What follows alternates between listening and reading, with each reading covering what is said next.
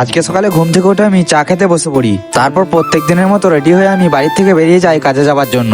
রাস্তায় যেতে যেতে দেখি কুয়াশা এখনো হালকা হালকা রয়ে গেছে। কাজের সাইডে পৌঁছালে মিস্ত্রি কাকা বললো মশলা করতে হবে, তাই আমি ছাদে চলে যাই বালি আনতে। তারপর মিস্ত্রি কাকা বললো আমি আসছি, তুমি একটু মার্বেল গুলো বসাও। আর আমিও একটু দেরি না করে মার্বেল বসাতে লাগলাম। তারপর খাওয়ার সময় হলে আমরা পরোটা আর ঘুগনি খেয়ে নিই। খেয়ে দিয়ে মিস্ত্রি কাকা স্কার্টিং গুলো কাটতে লাগলো আর আমি একটু মিস্ত্রি কাকাকে হেল্প করতে লাগলাম। তারপর দুপুরে খাওয়ার সময় হলে আমি কাজের সাইড থেকে বেরিয়ে যাই বাড়িতে যাওয়ার জন্য। তারপর আমি বাড়িতে এসে গোসল করে জোহরের নামাজটা আদায় করে নিই। তারপর প্রত্যেক দিনের মতো ঠিক 2টোর সময় আমি বাড়ি থেকে বেরিয়ে যাই কাজের সাইডে যাওয়ার জন্য।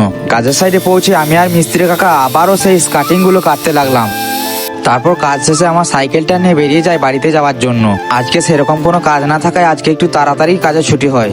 তারপর বাড়িতে এসে হাত পা ধুয়ে মাকে বলি মা একটু লাল চা করে দাও, তাই মা আমাকে লাল চা করে দেয় আর আমিও সেটা চটপট খেয়ে নিই।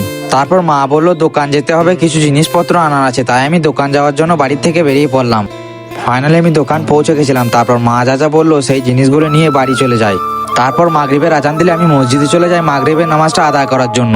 তারপর আমি নামাজটা শেষ করে মসজিদ থেকে বেরিয়ে সোজা বাড়ি চলে যাই। এরকম ছোট ছোট মিনি ব্লগ দেখতে চাইলে আমার চ্যানেলটাকে এখনই সাবস্ক্রাইব করো। আজ এই পর্যন্তই, আল্লাহ হাফিজ।